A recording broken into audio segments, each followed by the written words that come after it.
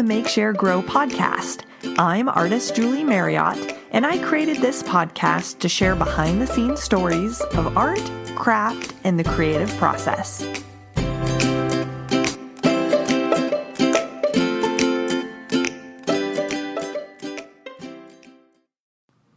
Hey guys, today's episode is a special question and answer episode. I asked my email subscribers and my friends on Instagram to send in different questions they had for me about art and my art business. And so I'm excited to be answering those on the show today. This episode is my very last episode of season 2. So I'm going to be drawing it to a close.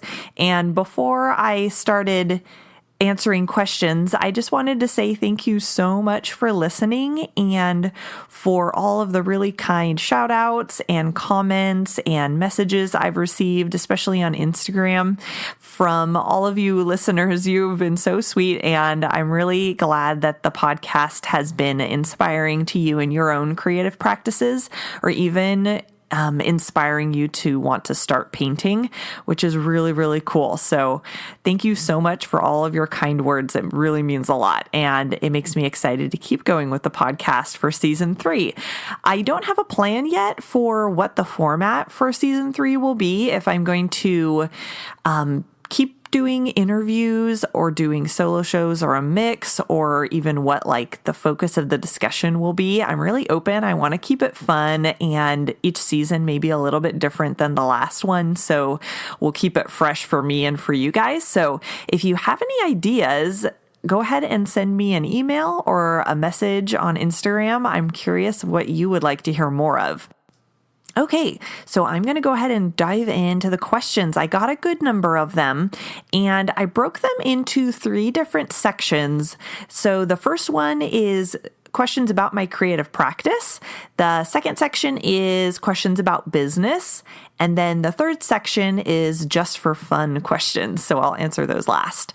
So the first section of creative practice questions, I got several that were asking kind of a similar, they all sort of had a similar vibe, so I'm going to kind of group them. So Noah asked, how do you manage your time to create with your children? Any advice? How much time do you create per day? And then Crystal asked me if I painted or sketched every day. So I'll start out with the beginning of Noah's question, how do you manage your time to create with your children?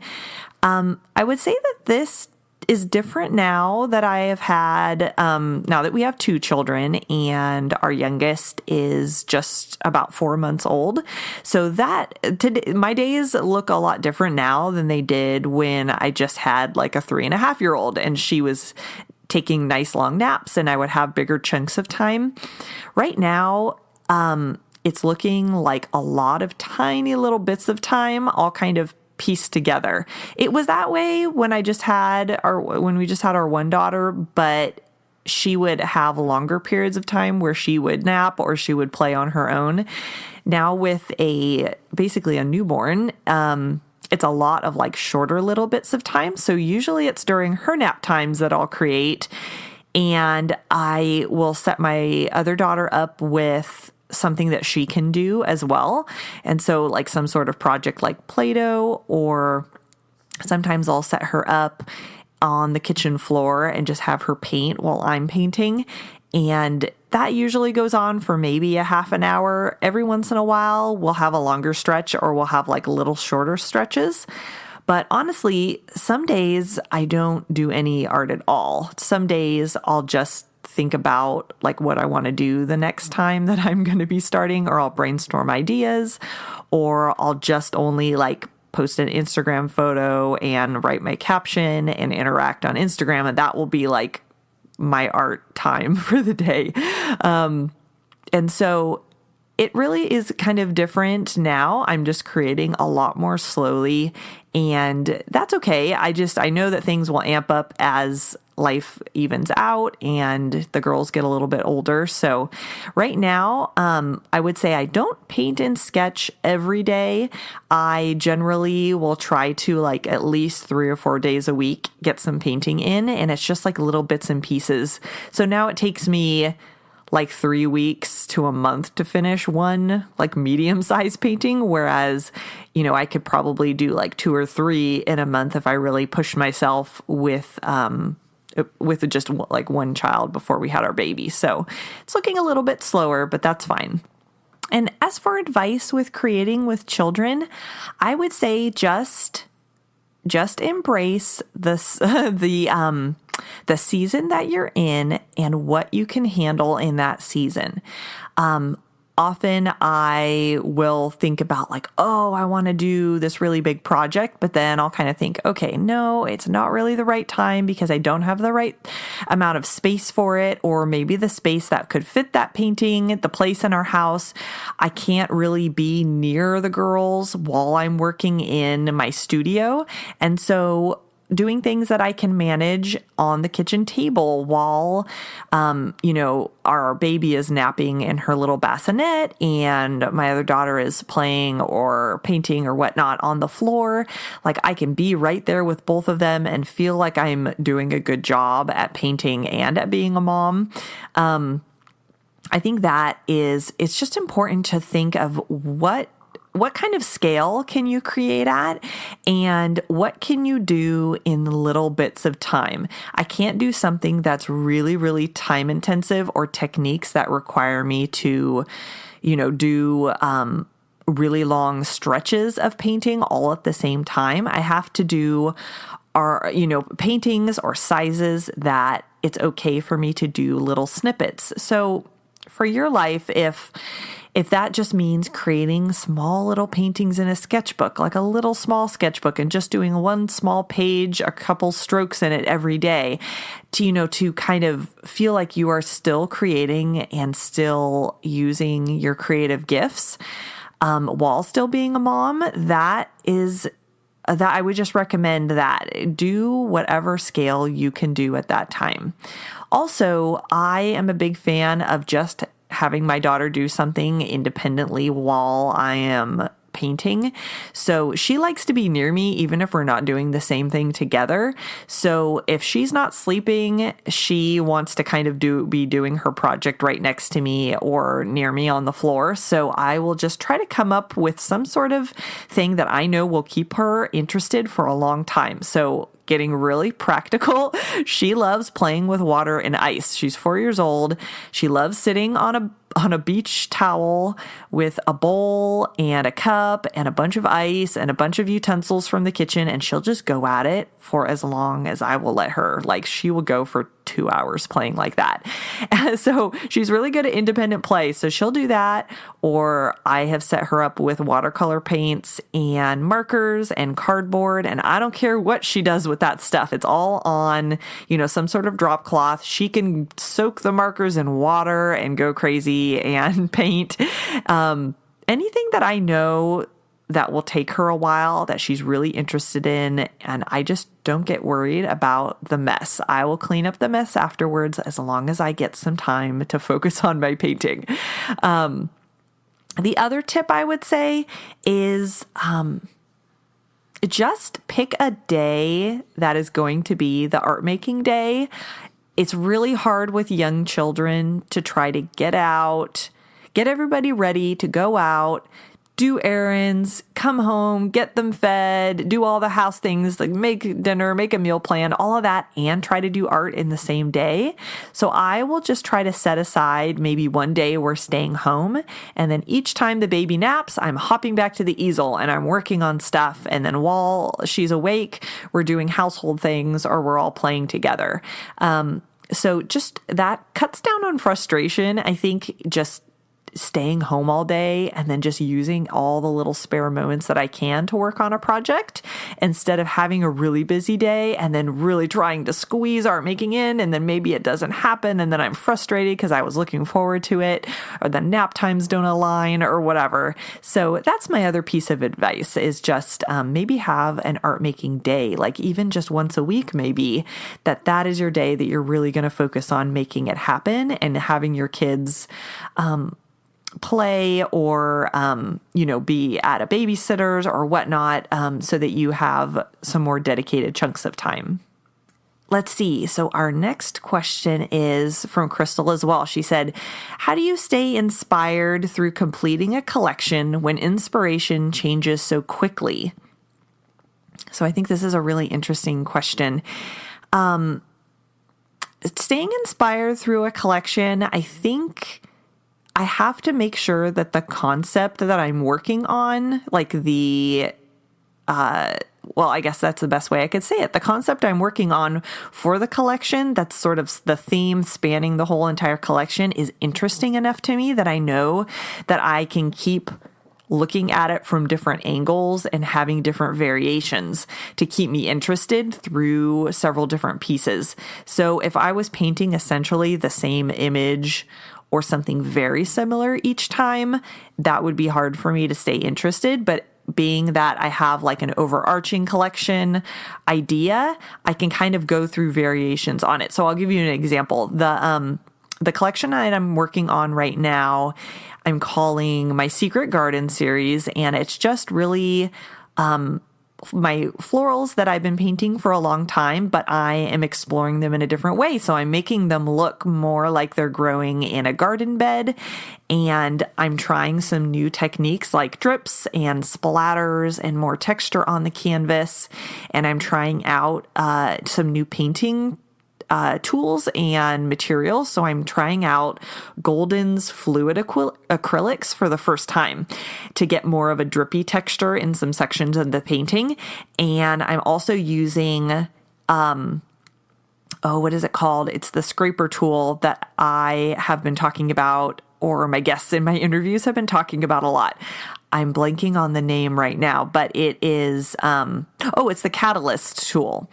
And it just has like a zigzaggy razor tooth sort of an edge, and you can scrape it over thick paint and it'll create lines and texture in it. And so I just have these ideas for sort of the vibe I want to go for, or the new techniques or new types of flowers that I want to paint. And so I'll just stay inspired throughout a collection because I'm exploring all of these sort of new things. So I guess the best thing I could say is just have something general enough, like a general enough theme, but then have some the theme will hold your collection together, and then have some specific, maybe new things that you're trying to focus on so that you can, keep interested and feel like you're learning and growing as you're working through the collection. I also, if I have a totally different idea that's like completely different from the collection I'm working on right now, I just keep a running list. So I have a note on my phone that I have like new collection ideas, and I'll just start writing notes about what I want the feeling of the collection to be, or the name of it, or the subject matter, or something. Like if I'm thinking, I could combine these two ideas into a new series, I'll just write all of that down. And so I don't feel like I'm losing my good ideas. I'm just storing them up for when I can go ahead and like focus on them and give them good time. Because I feel like each of my collection ideas, I really want to flesh out, and I want to live in and sort of sit in and experiment and play in for a while. And so I want to make sure I'm not just skipping all around, because then I'll kind of be making one-off pieces, and then they won't really kind of hang together, and I won't have a lot of time to like, for better or for worse, like get better at that idea. So that's my thoughts on inspiration with collections. Then Scrappy Mama 14 asked, what do you do when what you create just isn't working out and the frustration kills your mojo? I guess I would say I kind of feel like that with each piece I go through, and usually it's that ugly middle part that we all feel like our pieces go through, and we don't want to show photos of that section or that part of our painting because it just is so ugly. So I guess there are pieces that I've tried and that are just not working, and I'll just set them aside, and that will be that. And I'll say, like, good try, I'm going to start over. And then there's other times when I know that I haven't fully realized my idea. And so I have to keep pushing the piece through till it starts looking better.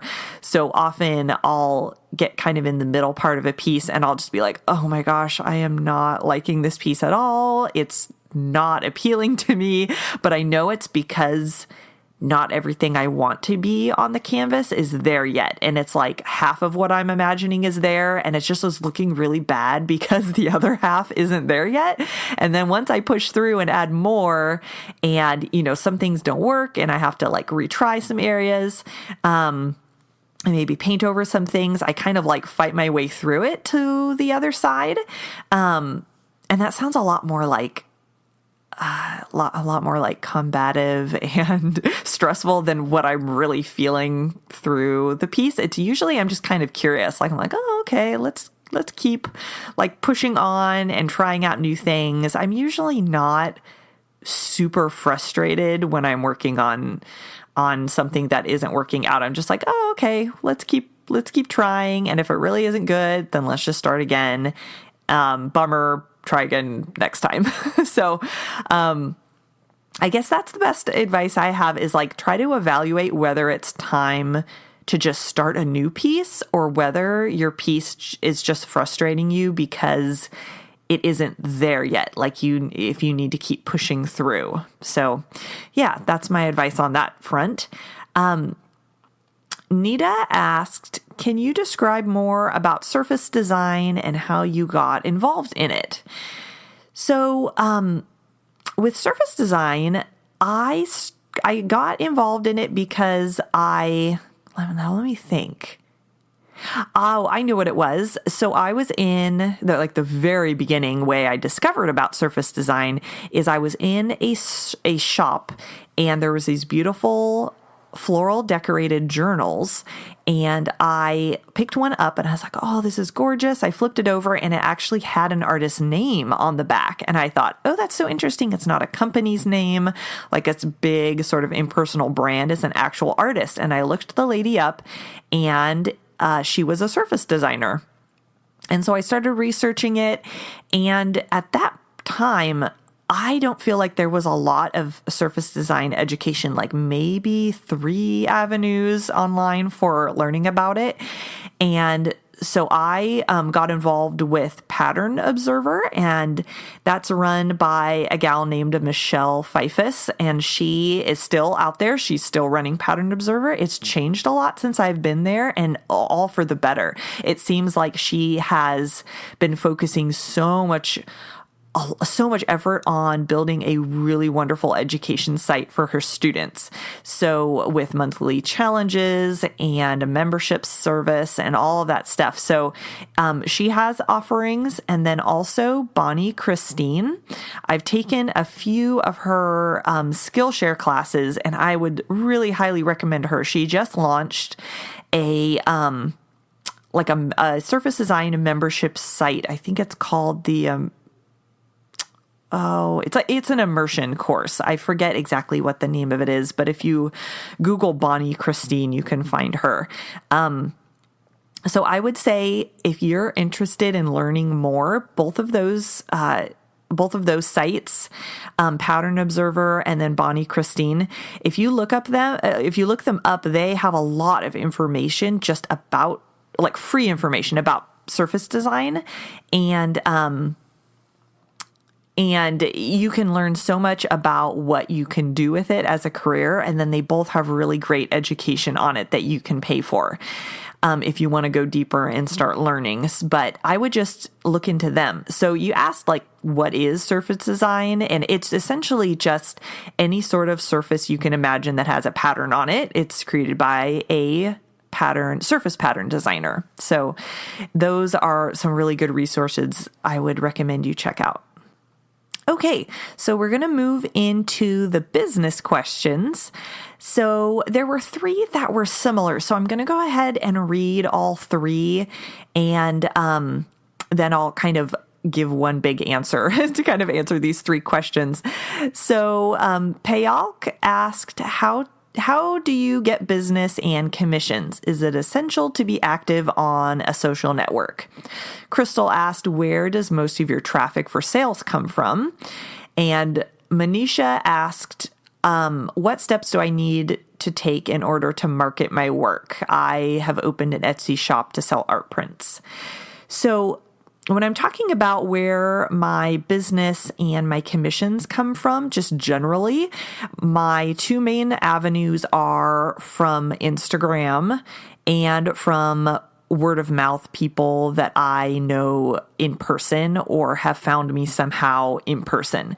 And so I would say that I found those two avenues to be really important, and they both are beneficial, and I think are important for sort of a well-rounded art business that doesn't have all your eggs in one basket.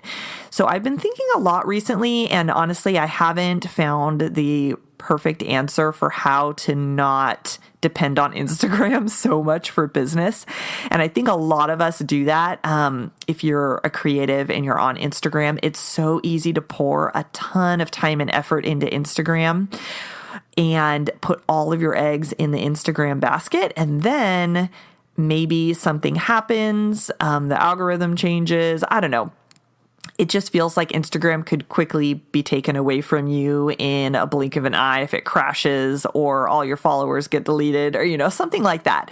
But I think it's really important to be active on Instagram and Facebook if Facebook is your thing. I haven't really done Facebook a lot because I only have so much social media bandwidth, and I like the Instagram vibe better. But I think it's important to be on there and to have a really well-curated, beautiful presence on there. As good of a presence and a good of a representation you can give your art on there is really important. But then I think cultivating other avenues of how to sell your work is also important. And so I'm working on that right now in my business, because I started out solely relying on Instagram, and now I'm trying to branch out a little bit. So I would say a lot of my commissions come from Instagram, and a lot of commissions, or like about 50% come from Instagram and 50% are from friends and family, and then other people who just have randomly found out about me, either from something like a physical, like selling market that I've done. And I've really only done one, but I got several sales and commissions from that, which was really cool. And another really cool opportunity I had was to put my art in a shop here in San Diego. So actually having my art hang in a shop where people are moving through, there was a coffee shop in the space. And so people would contact me saying, hey, I saw your art in this space. And then, they would have a project or some sort of, request for me because they saw my art. And so I think having those two sort of avenues is good.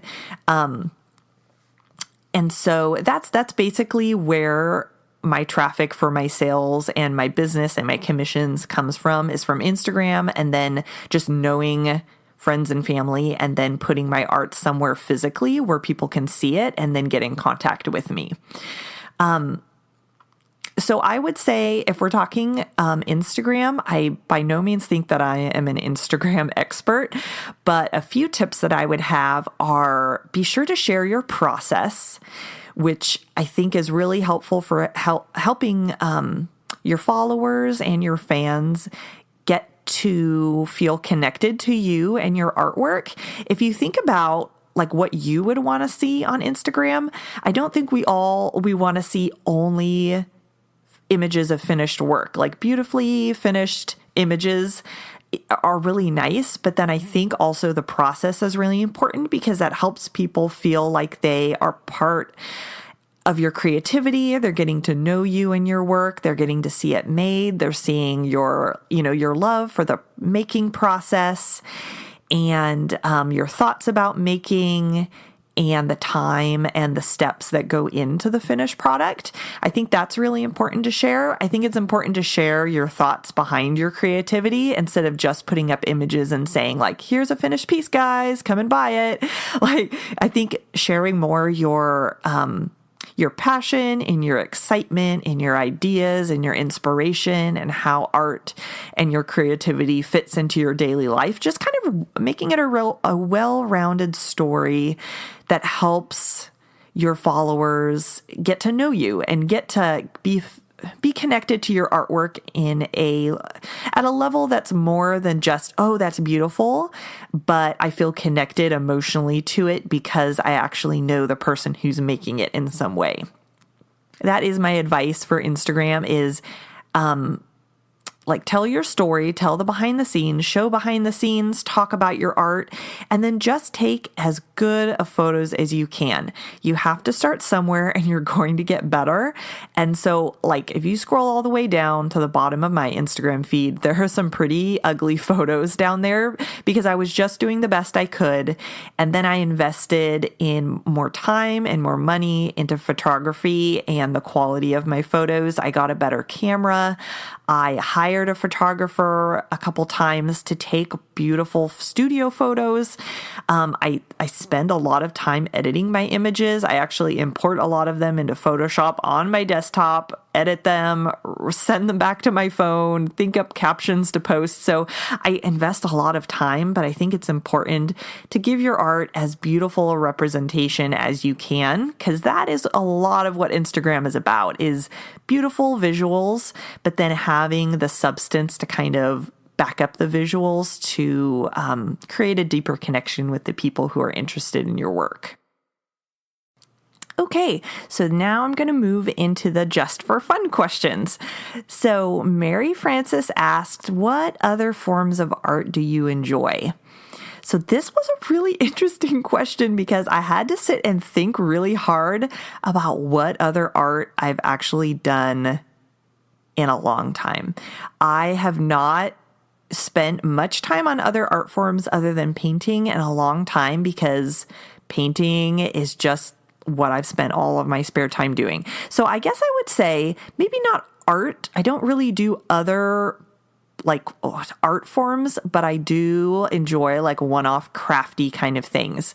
So I like to think that if I was not painting all the time, I would probably be a big DIY person because most artists that I know, we are just really interested in a lot of different things, and it takes self-control to kind of focus our passion into one avenue, and we could probably be making all kinds of random things all the time, and I think that is totally me. I have one season I painted my designs on little wooden pendants for necklaces, and that was really interesting and crafty. I even for a second thought about making the pendants out of clay and shaping them and baking them in the oven. And I did that for a day. And then I was like, this is way too much work. Then I got wooden pendants and started painting on them and thought, oh, this is a lot of work too. That's okay. I'm glad I tried it. I got really interested in making tassels one time. So I looked up on Pinterest to how to make yarn tassels and I made some jewelry with tassels. I have painted furniture to sort of rehab it. So I could totally see myself being a DIY, refurbishing furniture person. So I don't know. I think just lots of interesting crafty DIY things I'd be interested in trying a few times, but I don't know if any of them I've tried I could just do and do and do forever and just love it. In college, I did do ceramics, and that actually was really fun. I took 2 semesters of ceramics, and I hand built a lot because throwing on the wheel was so frustrating for me. I didn't spend enough time trying to get good at it, so I was like, hand building is the way for me.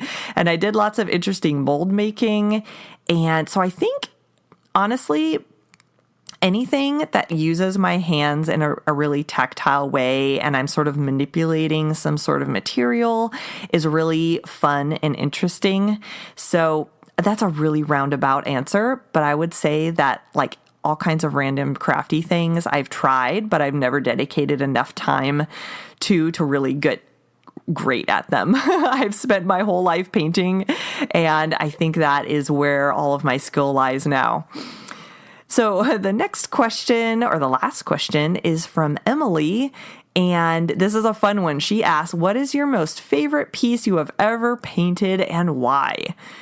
So I had to think hard about this too, because I love like every painting that I make, which is funny sounding. I guess not, because I made it. I love it. I finish it in the way that I'm proud of. So, but I think looking back, I think one piece was especially really exciting because it was so big. So a couple years ago, I did a commission that was 4 foot by 4 foot. And so it was the biggest painting that I've done in a really long time. I think I've done one painting like back when I was fresh out of college that size, but it was in a totally different style.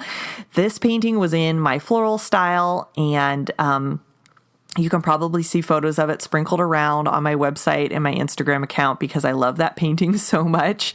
And it was such a fun project. I had to go and buy bigger brushes. I had to think through like how to translate my painting style to a much bigger scale and get that same sort of look of the brush strokes, but larger. And so it was just a really fun commission. And the other part of that commission that was really special was, though the clients that I was making it for, they just let me go wild. Like they were like, just make something. They had like maybe a couple flower types that they were interested in, but then they said, just do it in your style and we will love whatever you do.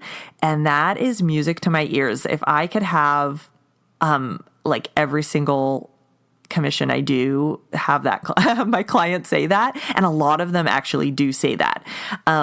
It's a dream to have somebody just say like, we love what you do, we trust your creative instinct, go for it. That is super exciting. So I would say that really, really big floral painting was fun, and I want to do more. So I have to go out and get some huge canvases and go at it again, because that was so much fun. Okay, and that wraps up the Q&A episode. Thank you guys so much for the questions that you sent in. I had lots of fun talking off the top of my head, trying to answer them. And I just want to say again, I so appreciate all of your love and support for the podcast. I've really got have received some sweet messages from you guys about how the podcast is making a difference in your art practice, is really inspiring you and helping you think through what you're creating, and just keeping you company while you are doing things around the house or painting and listening to it. That just makes me so happy. The podcast really is a labor of love. It takes a lot of time and a lot of thought and planning and editing and recording and uploading and designing time, and I do it all myself. And it just really means a lot to hear that it's making a difference in your lives. So again, if you have ideas or suggestions or things that you are curious or interested in hearing in season 3, I would love to hear from you. So send me a message through my website or on Instagram or an email. I would love to hear from you. That is a wrap on season 2 of the podcast. So until next time, I hope that you'll continue in your own unique way to make, share, and grow.